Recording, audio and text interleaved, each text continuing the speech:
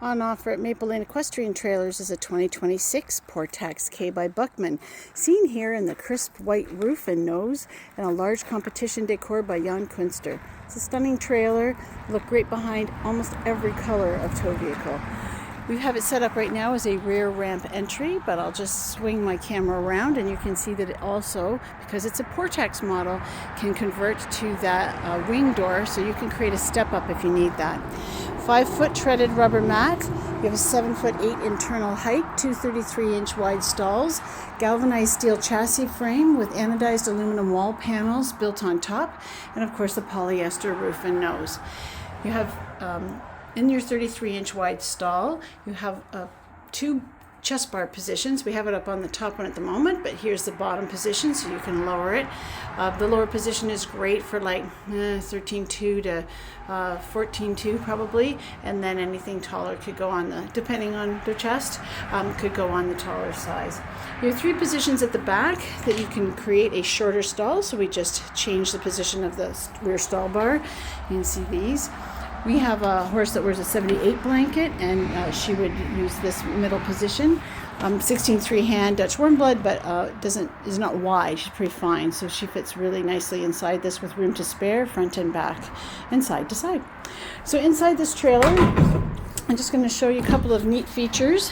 If you cruise through our YouTube channel, you've probably seen lots of me talking about these models. They're our most popular. A couple of years ago, Buckman came out with this magnet. Because this is all, of course, aluminum, anodized aluminum, so it doesn't corrode. Aluminum has no magnetic properties. So to be able to open up the panel, either side, there's one on both sides of the trailer, for loading.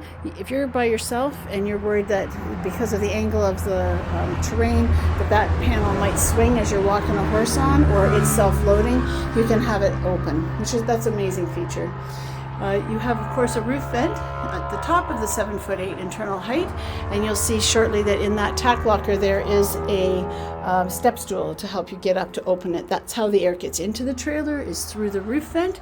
The air will come up and over the top through the aerodynamics, over the top of the front, down a bit of a hill to the bottom valley where that roof vent sits, and then out the back of the trailer.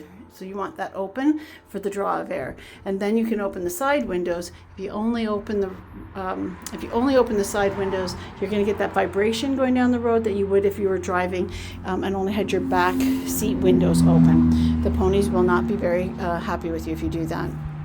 How to use this front walk-off, because it doesn't look like there's a lot of room. I mean, I can stretch all the way over to touch that tack locker, so that's about almost 3 feet across there, but there's not a lot of room to walk off a horse here. So how does it work?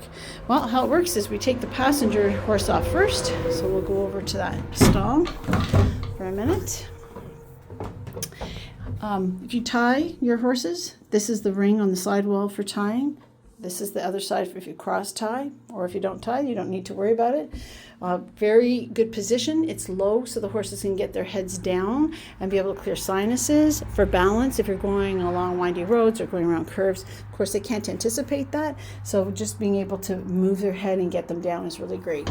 Above this ramp opening is a ring for a hay net. There is a ring also on the other side, that's your light. And on top of the tack locker is a bracket. You can add more brackets should you want. It's great to be able to hang if you put a bag, or if you have a hay bag that's going to come down a hay net. You can secure it differently if you add a few more brackets up there, and then it's not swinging in everybody's faces, the horses and yours. So just a thought if you want to adapt your trailer. Back to the offload, we're going to take the chest bar down at the front, and this horse is going to just walk out and down the ramp. Really handy. But the other horse doesn't have a lot of space here to cross the front of the trailer. So to take that horse off, which is the driver's side one, you're going to put your lead line onto your bridle. You're going to drop down the bar. You're going to push this out of the way, this panel. And we'll just move that stall bar out of the way. There we go. You're just going to move the panel right over. So this is how it would look. And right now, pretend your horse is there.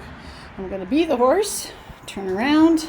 Now I'm the horse, and I have all of this space now across the front of the trailer, so I can just turn, walk off, and head down the ramp. I'm going to pop out the side door, the entrance door here. Let you have a good peek inside this tack locker. Lots of great sound here today. It's a warm spring day and everybody's out on the road having fun. This swings out, this saddle rack. You can have both English or Western saddles on here. Dressage fits just fine on this particular trailer. Jumping saddle, no problem. Trail saddle, no problem. Western saddle, no problem. You've got hooks to be able to hang things. There's another hook, I think, inside. You have a light. It comes with the cleanup crew, comes with that step stool, drainage holes in the floor of every tack locker so you can wash it out. This is seated upon the WCF suspension system, which is an elite one you'll find underneath cars and trucks. It keeps all the road chatter at the road, has its own independent overrun braking system. Please see one of our videos on our YouTube channel for that. This, my friends, is the Portax K in white with a large competition decor, and it would like to follow you home today.